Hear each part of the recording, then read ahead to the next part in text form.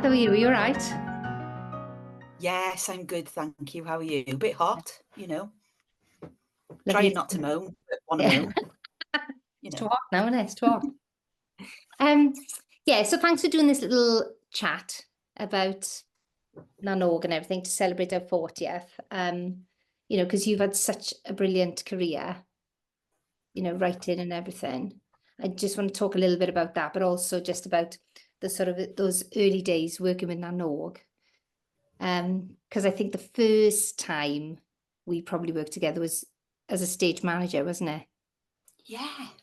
Well, do you know what? I was thinking it's probably like I knew of you and Bren earlier than that even, Yeah. in the Sherman years, and that was you and Bren, training in college and coming over to the Sherman where I used to work. So I'm talking, must have been late 80s. Yeah.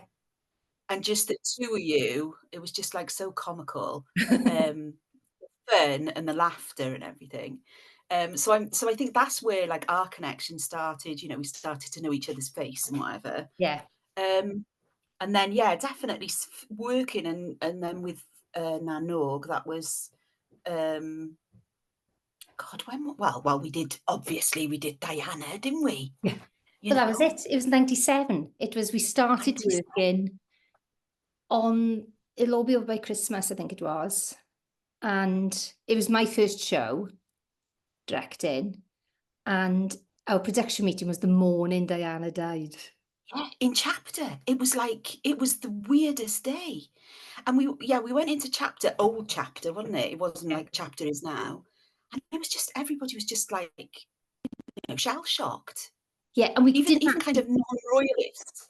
yeah, and we didn't even talk about the production at all. We No, just but talked about that's the kind of how conspiracy. our meetings go, let's face it. Yeah. Yeah, no, we were just so shocked. And then we had, in prep for the show, we painted the rehearsal room black on the day of her funeral. It was like, it couldn't get any weirder. We loved all that, didn't we? We loved it, Absolutely. The conspiracy theory was just rife. And I was pregnant with That's Mally. right. Yeah. Yeah. And I Going was up getting, ladders, and you were like, no, get down, get down. I was like, I'm fine. But yeah, as a stage manager, so that was my first kind of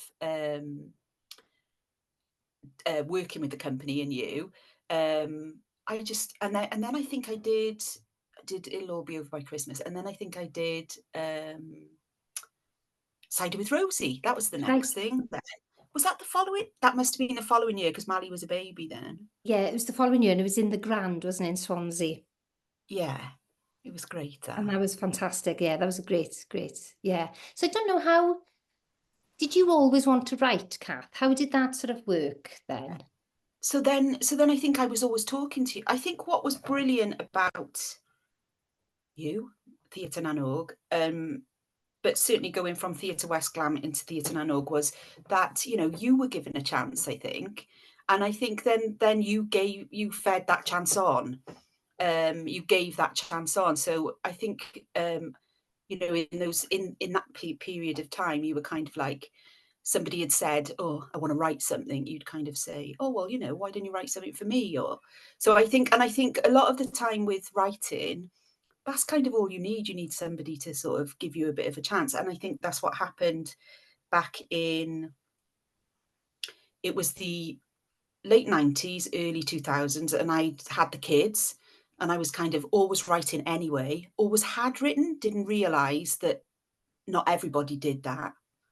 And I think I was talking to you about it and saying, oh, I'd love to be, a writer. At that time, I wasn't thinking of plays, funnily enough, even though my background was in theatre. And I was just writing all the time. And you said, oh, well, why didn't you write something for me? I think what you said was, like, you're funny. Like, write something funny. You could write funny. Let's do something funny. So then I think it was about 2006 when we finally got that together, and I might have sent you something. I've got a vague memory of sending you something and you saying, yeah, come on, let's give it a go. Let's see if we can do something. Yeah, I remember that. I remember us meeting in Starbucks on Wellfield Road, I think it was, and we were just chatting about ideas and things like that. And I think it was about being, you know, doing something funny. And I think at the same time then, the Wales Millennium Centre just were looking for ideas. I think Fiona Allen and Louise Crust were just saying, look, you know, to all theatre companies in Wales, if you've got any ideas, bring them to us and we'll do like an incubator. And I think that's where Bankrupt Bride started, really, wasn't it? It was in that. And it was great because I knew nothing, like I had kids, I'd been out of it. So my only real connection with theatre at that point was like you being a friend, and I guess Phil Clark. Every now and then I go and say hello to him, and that was it. I was just so out of it. I really wasn't. Guy was designing as well at that point, and I was just like you know, I had nothing to do with theatre at all. So I didn't really, so writing The Bankrupt Bride was just about enjoying writing. It was just about enjoying the thing. It wasn't about thinking of anything more than, you know, oh, let's have fun and let's see what comes of it. So I didn't know any of the kind of behind the scenes stuff of whether this thing was going to get made, you know, whether it was going to go on and be anything. It was a really nice way to do something, to just kind of enjoy writing and be able to kind of play a bit. I mean, I was really fortunate. I was really fortunate to get that. And then working with Dev and Jeremy as well, and just the four of us just having so much fun, you know. And Phil Harries, you know, getting people in the room and having a bit of a mess around in a play. And it was like the first time I was kind of around real people after having kids, you know, and like chatting and, you know, and I just really loved the writing of Bankrupt Bride. I really enjoyed the characters, even though I had no clue what I was doing really. You know, I didn't know what structure was. I didn't even know who other playwrights were. The only playwrights I knew at that point were like Willie Russell and John Godber, and, you know, those kind of 80s. That was the only, and Jim Cartwright maybe. Those are the only plays I knew, because at that point, you know, the Sherman was kind of making that sort of stuff before I left. And I did a bit of college as a stage manager, but honestly, I really didn't even know what I was working on. We were just like backstage, you know. It's funny though, because I remember in Bankrupt Bride, there was some like amazing, really funny lines in it. Like, you know, and I remember you saying you were drawing on a lot of the things from your family. And absolutely. there was conversations, and there was a story about Amsterdam. Yeah, we all know that probably one. We couldn't do that now. Couldn't do it now. Oh, don't start, Kane. Don't start. We can't do it now. But it was just, I just remember hearing that story and putting it into the play and everything. And I was just thinking, oh, this is just, and I remember that those moments when people were just absolutely barely laughing with them, you know. I think it was just, yeah. Yeah, it was joyful, that, when Yeah, watching the audience laughing. It's a yeah, lovely feeling. And I think that, you know, in my work since Bankrupt Bride, I still have those kind of, I still write like that. I still all about how people talk, and, you know, I'm just having conversations in my head and that. And the lines are still there, but because the plays are much kind of more like hard hitting and not just so focused on comedy, the comedy gets lost in them really easily. So the joy of something like Bankrupt Bride was because it's unapologetically just a comedy. You know, you yeah, don't have to try and there was stuff in there that was a bit meatier as well, obviously, but the joy of just doing a comedy, you know, yeah. it's lovely. And It's I think, tough, yeah, but it's fun. yeah. And I think as well, I think the whole process with Jeremy writing the lyrics and Dove doing the music for it, it was just a perfect blend, wasn't it? The sort of the music was really a bit of a counterpoint then to just the comedy that was going on, and those characters were just like, what on Yeah, earth, really? It's just fantastic. I yeah. loved working on that. It was brilliant, yeah. It And then was. you, sorry, go on. I was going to say as well, I think, you know, like, I like musicals and I like comedies, but I think quite often, like, a lot of the musicals that I go and see don't have that strong script and story element to it. It kind of is second best. But I think on Bankrupt Bride we try to, you know, just do the best by both things, you Yeah, know. And I think a lot of musical comedies could kind of be so much better on script, you know, really getting some great writers and have the book be as important as the music in it. But and it was just lovely, because if you needed a bit of emotion, you know, Dev. Hello, Dev, here we go. That's done it for me. Right as a Lovely. tune. Yeah. Yeah, it's great. And then we did We Need Bees then, which was like completely different then. And I think, Yeah. you know, I was looking at some of the figures recently for the audiences for that, and the tour. I think we did like an 8-week tour of schools and venues, and I think we did around 28 venues for that, which was like amazing, really. It was easily one of our most successful tours. And we just went everywhere with that. And it was just, you know, fantastic. And also it's had like another life. We did the podcast we did during lockdown. And then we did really lucky to do, you know, Theatr Brycheiniog asked us to do like when they were starting to open theatres up, and we did it again then, you know, just it's such a that again is such a joyful show, isn't it? So you worked on that though with Phil. Phil Harris directed that, didn't he? So it was Phil. Yeah, it so was great. I mean, it was just again another kind of easy, fun one to write. Really enjoy, and you know, it's one of my favorite things to do is write kid shows. I love them. I absolutely love them. I find the joy in writing when I'm doing those, and not so much the joy in writing, but the joy in like audience. And you know, I find the adult shows really, really, really stressful and really unpleasant when you get an audience in. Even though, you know, I've been really lucky and I'd really, you know, my stuff's well received and all the rest of it. So I haven't had those awful, you know, shows where you just, you know, have a terrible time. I've never had a terrible time. Oh, there was one I had a terrible time, but I'm not telling you which one it is. But most of them I've had a really, really good time on and have had really, really good audience responses. But for me, the joy of those younger audiences, just it's all out there. If they're not enjoying it, if they're bored by a bit, if they're loving it, you know, the laughter, the fun. It's like if I haven't done one for a while, just to do it and go in and watch the audiences, it's just fantastic. And We Need Bees was kind of was like a festival in there. They were just like going mental, and they were like getting up and, you know, really kind of involved in it and shouting out and walking out to the loo and back in again.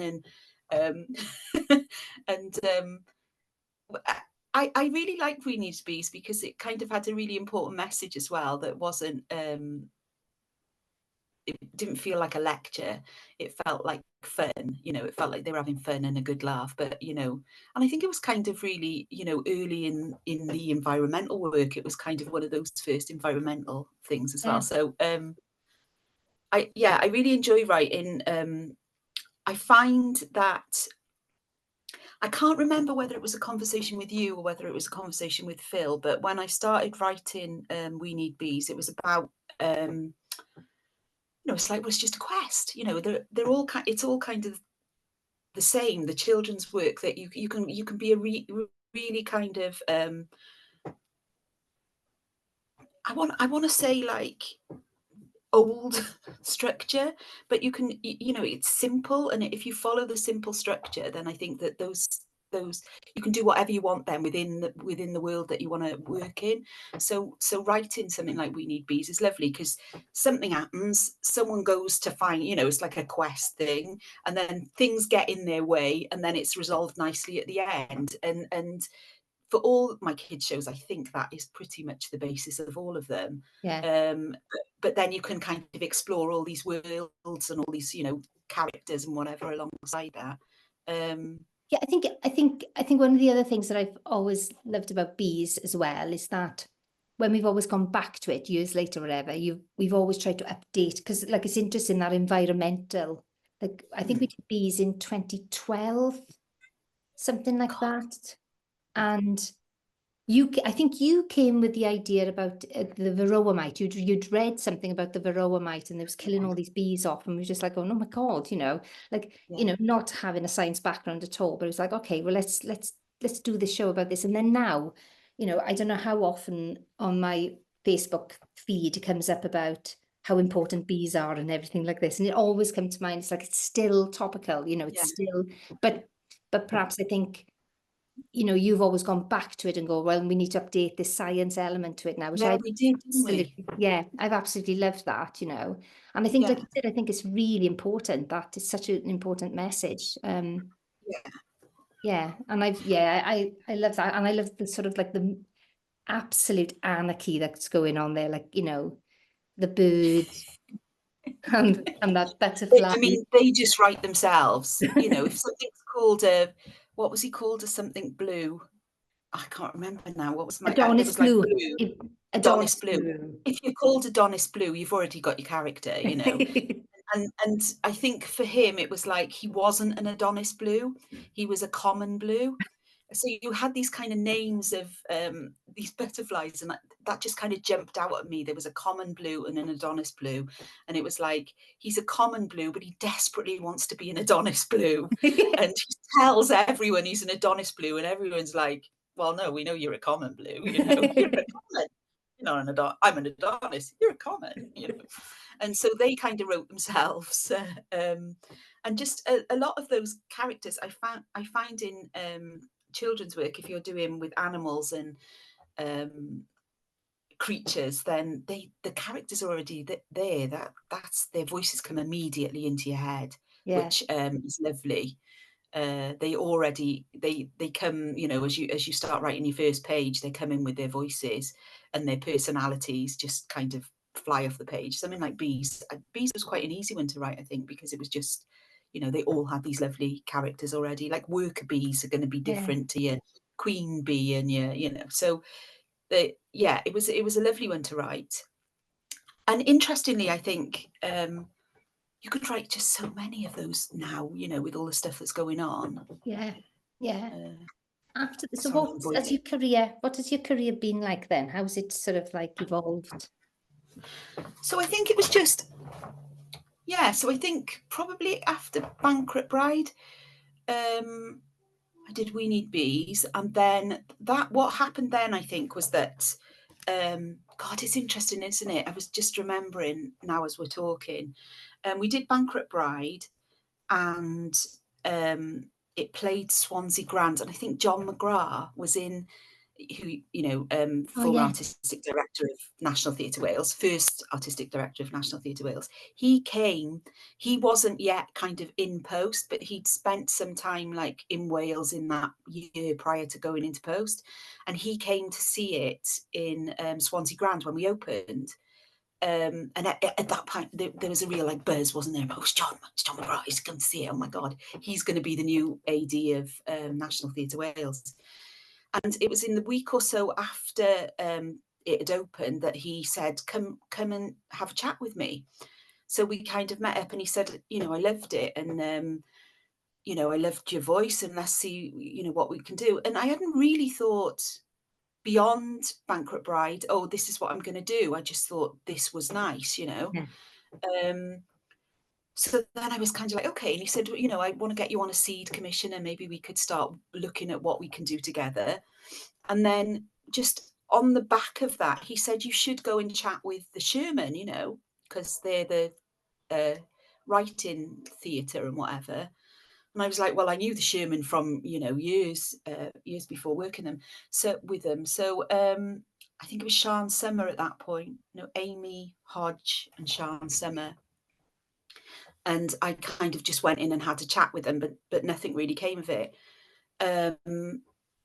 Although they were lovely, you know, and really kind of encouraging and all the rest of it. But I didn't have any other work really. And you know, I wasn't thinking of other work, and I didn't know what I wanted to write. And then I was thinking, no, I do want to write stuff. And I was talking to people about writing. I was going to see much more stuff by that point. And talking to John was saying, what, you know, could you do something like that for us? You know, would you be interested in that sort of stuff? So I really kind of took stock and had a good think about what I wanted to do. And yeah, and then I thought, right, stop talking about it, stop thinking about it, just write a play, just write what you want to write. And I did, and I wrote my first play that the Sherman took up, which was Before It Rains. And but I didn't think it was that great. And I sent it to a competition, which was in for Pentibus Theatre, and it won this competition. And then because it was kind of interesting to Pentibus, and Pentibus were looking, it was Orla Loughlin was the AD then, she wanted to produce it. At the same time, when I'd sent it off before it won the competition, I'd sent it to the Bush, because in those days you could send to the Bush Theatre in London, and I'd sent it to Bristol Old Vic, and I'd sent it to the Sherman. So I'd sent it out to a number of places, and then and nobody kind of came back interested in it. It won the competition. In the same week it won the competition, the Bush had got to me and said, we're interested in taking this play a bit further. So then, and then the Bristol Old Vic got to me and said, we really like this play. And then I went to the Sherman and I said, I've got this play. There's quite a few people interested in it. And they were like, oh my God, let's talk. So then the Sherman and Pentibus got chatting, and it was kind of just like a decision then on, do I want to go forward with the Bush? And John McGrath said to me, in the Bush, you'll be a small fish in, a big pond. They might not take it any further, but I would stick with the Sherman and Pentibus for this one. So, and then it got produced. And I remember it was, and then Roisin came into position, because there was lots of changing around the Sherman, and Roisin McBrien, who was an associate director there, she came in, it was the first thing she read and said, I want it to be the first play that I do, that I want to do this. So that was just lovely. And I think at that time I just assumed that it would be another play, and that I can remember being with Philip Ralph and Dav James, who David was doing the first, what was it called, the Welsh language is brilliant play. Llwyth.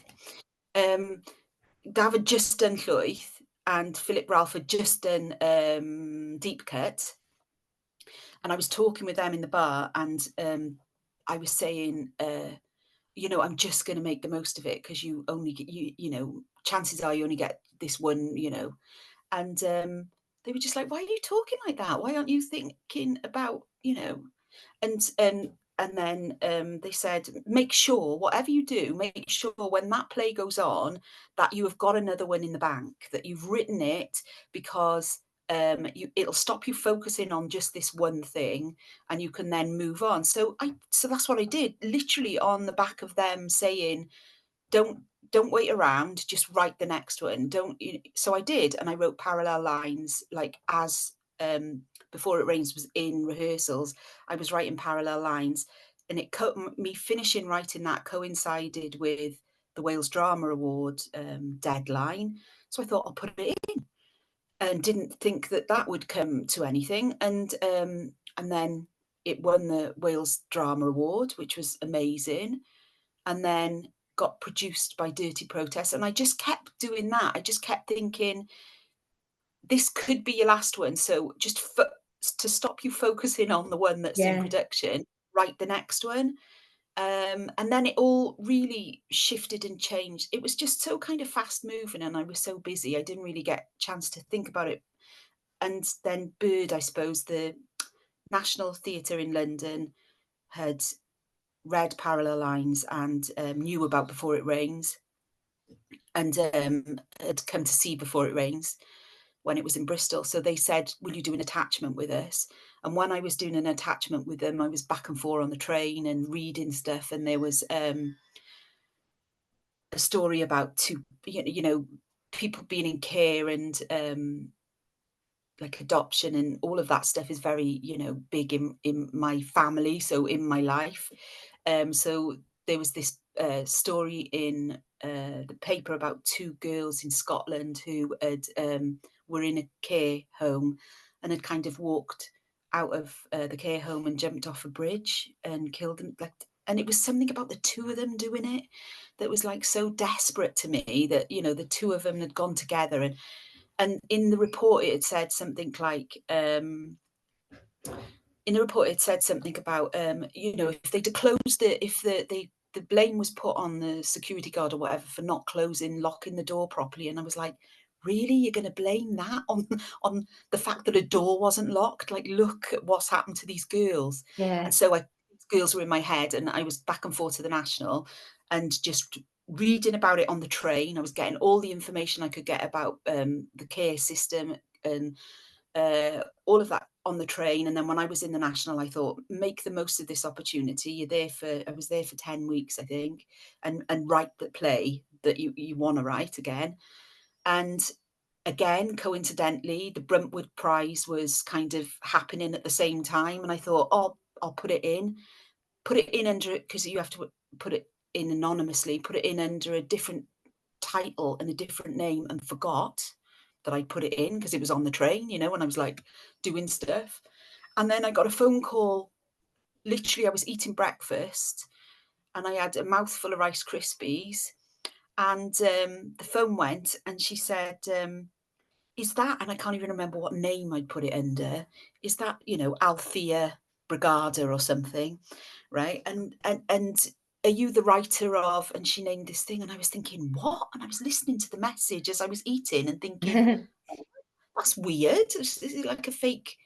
And then it clicked, and I literally picked the phone up and spat, because I had a mouthful of Rice Crisp, picked the phone up, sprayed all of it, because I couldn't talk, so it was just like coming out. And then I was like, hello, yes, hello. So yeah, and then it won the judges' prize. Bird won the judges' prize in Bruntwood. So then that went on and got produced by. At that point, Sherman was really, really in trouble. And for me, all of my work, it's been really important that we have a Welsh connection, that it's made in Wales, that Wales isn't second best to it where it's made, that it's not, it doesn't get validation just because it's been made by the Bush compared to being made by Sherman, compared to being made by Nanog, Dirty Protest. Those companies are as valid as it being made by the Bush, by the Donmar, by the whatever, for me. Because unless we do that as writers, directors, actors, unless we show that there's validation in it, the next ones, the next people that come along and come through go elsewhere, and we lose all these amazing kind of artists that we produce, and we lose what it is to be Welsh and what it is to have Welsh work as well. I think that gets diluted. So, and it's important, culturally, it's important that we know who we are. Oh, that's brilliant. Thanks, Kath. Thank you ever so much for giving the time and everything. But just, just when you were painting those walls black in Neath all those years ago, if you never sort of envisaged yourself talking about being at the National, or? No. Yeah, I mean, that's still crazy to me. I mean, I know I say we shouldn't be London looking, but sometimes when you're in the National and you go, oh, this is all right. And particularly being Welsh there, the National isn't necessarily a place you sit backstage in the studio and whatever and see lots of people who are like you. Do you know what I mean? Yeah. I mean, the best one was when there was an Irish one in workshop there, and I was just sat in amongst all the Irish, and it was like lovely. Now I feel okay. Now I feel at home. But yeah, it's not really. I mean, and they're lovely, and I always get treated really well by them, and all the rest of it. So there's not that many Welsh women, particularly, have done stuff at the National, and so I feel like that's a lovely thing. But no more lovely than doing, my plays at the Sherman and Nanog and Clwyd, and it doesn't feel any more lovely, but there is like a part where you go, oh, okay, this is my profession, and this is, a nice thing to have done, a nice thing to achieve. And I guess for young female Welsh working class playwrights coming up, that you can look at and go, okay, people can do that. Yeah.